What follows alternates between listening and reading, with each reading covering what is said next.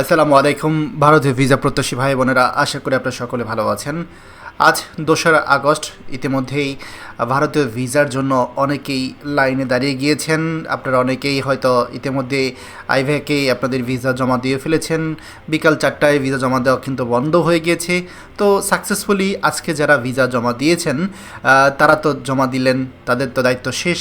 কিন্তু যারা এখন পর্যন্ত ভিসা আবেদন করেছেন কিন্তু স্লট পাননি, তাদের জন্য খুবই জরুরি কিছু পরামর্শ যেটা আপনাদের সাথে শেয়ার করব, যাতে করে আগামী সপ্তাহে অন্ততপক্ষে না হোক, পরের সপ্তাহে যেন আপনারা ভারতীয় ভিসার জন্য আবেদন করতে পারেন। এখানে আমি 2টা ক্যাটাগরিতে ভাগ করছি আপনাদেরকে। প্রথমত হচ্ছে যারা ট্যুরিস্ট ভিসাদারি এবং আরেকজন হচ্ছে মেডিকেল ভিসাদারি, বিজনেস ভিসাদারি এবং অন্যান্য। তো মেডিকেল ভিসার আপনি চাইলে আজকে যেহেতু পারবেন না, আগামীকালকে পরশুদিন বা বৃহস্পতিবার পর্যন্ত ট্রাই করতে থাকেন। মেডিকেল ভিসার স্লট এখনও অল্প অল্প করে প্রতিদিন দেওয়া হচ্ছে। জি, আমি সত্য বলছি, মেডিকেল ভিসার স্লট আপনি প্রতিদিন পাবেন, অল্প অল্প করে হলে ছাড়া হচ্ছে। ঢাকাতেও পাবেন, আমি গতকালকেও দেখেছি স্লট পেয়েছে, আজকে এখন পর্যন্ত পাইনি। তবে অর্থাৎ শনিবার দিন যখন স্লট ছেড়েছিল সেদিন আমি দেখেছি অনেকে স্লট পেয়েছে। যদিও বৃহস্পতিবার অর্থাৎ শুক্রবারে যেটা পরিবর্তিত হয়েছে সেদিনই স্লট শেষ হয়ে যায়, তারপরেও আমি দেখেছি শনিবার দিন অনেকে স্লট পেয়েছে। ঢাকার বাহিরে অনেকেই তারা কিন্তু স্লট পাচ্ছে। তো এখন আপনারা যারা ট্যুরিস্ট ভিসার জন্য আবেদন করবেন তারা কি করবেন? অত্যন্ত দুঃখের সাথে বলতে হচ্ছে যে আগামী 13ই অগস্ট পর্যন্ত, অর্থাৎ 2 সপ্তাহের স্লট ভারতীয় আইব্যাক দিয়েছিল। 2 সপ্তাহের অর্থাৎ আগামী বৃহস্পতিবারের পরের বৃহস্পতিবার, 2 বৃহস্পতিবার পর্যন্ত স্লট ট্যুরিস্ট ভিসার ফুল, অর্থাৎ স্লট পাওয়া যাচ্ছে না। প্রতিদিন আসলে ওয়েবসাইটে ঢুকে ঢুকে আপনার সময় নষ্ট করার কোনো মানে নেই, কারণ আপনি স্লট পাবেন না। তো আমি নিজে এই বিষয়ে আমি অলরেডি বেশ কয়েকবার ট্রাই করেছি, আমি অলরেডি স্লট তুলেওছি। তো সেক্ষেত্রে আমি জানি, আমি নিজের স্লট নিজেই তুলেছি, আমার ফ্যামিলির তুলেছি, আমার বন্ধুর তুলে দিয়েছি, সবার স্লট আমি তুলে দিয়েছি। তো আমি সেক্ষেত্রে মোটামুটি বলতে পারেন এক্সপিরিয়েন্স। এই জন্য আমি আপনাদেরকে বলছি যে স্লট আপনি পাবেন না।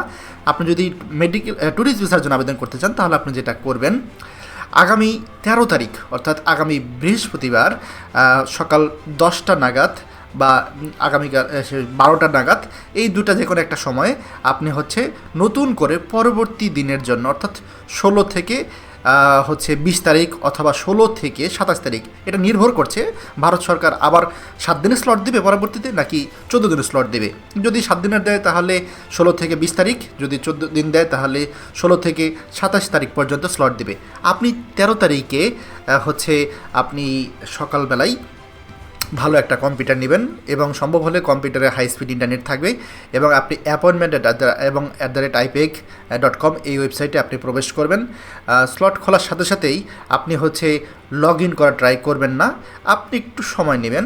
আপনি 2 থেকে 3 মিনিট পরে লগ ইন করবেন এবং যতক্ষণ ঢুকবেন, ঢোকার পরে এখন দেখবেন আপনার ওটিপি আসার জন্য আপনি জাস্ট একবার লগ ইনে ক্লিক করবেন, বারবার মাল্টিপল লগ ইন করবেন না, অথবা নিউ ট্যাব ওপেন করে ইউজার নেম পাসওয়ার্ড দিয়ে নতুন করে আপনি লগ ইন করবেন না, জাস্ট একটা ক্লিকই করবেন। যদি আপনার ওই ওটিপি বসানোর পেজ নাও আসে সেক্ষেত্রে আপনি অপেক্ষা করবেন। আপনার ওটিপি আগে চলে আসলেও আপনি অপেক্ষা করবেন যে আপনার ওটিপি বসানোর জন্য সুযোগ দেওয়া হবে। যখন আপনি লগ ইন করলেন, লগ ইন করার পর আপনি আপনার যে ওয়েব ফাইলটা আছে সেই ওয়েব ফাইলটা আপলোড করবেন। এখন একটা নতুন সিস্টেম ভালো হয়েছে যে একবার সবার জন্য অ্যাপয়েন্টমেন্ট যে পেজটা আছে, যে অ্যাপয়েন্টমেন্ট পেজে ডেট দেয়, সেই ডেটটা সবার একসাথে আসে না, উল্টা টাইমে আসে। ধরেন আমি একই টাইম দেখেছি, আমার একটা আইডিতে একই ফাইল আপলোড করেছি, আরেক ফাইলে আরেকজনেরটা আপলোড করেছি, কিন্তু দুজনের 2 সময়ে অ্যাপয়েন্টমেন্ট, একজনেরটা দেখাচ্ছে যে এখানে ডেট আছে, আরেকজনের দেখাচ্ছে না। পরবর্তীতে ওটাও দেখিয়েছে কিন্তু সেটা পরবর্তী টাইমে র্যান্ডম এসেছে।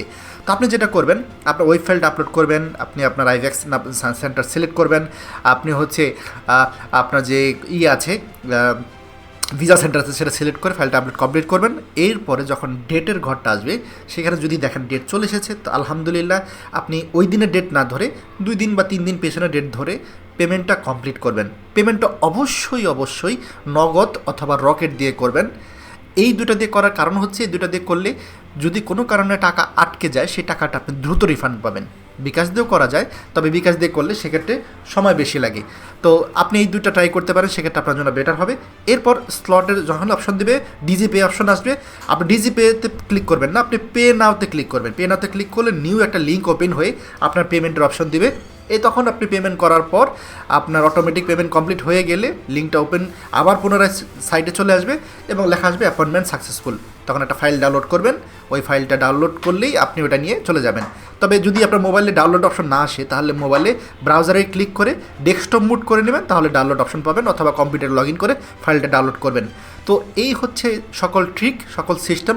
কোনো রকম কোনো হ্যাকিংয়ের সুযোগ নেই এখানে।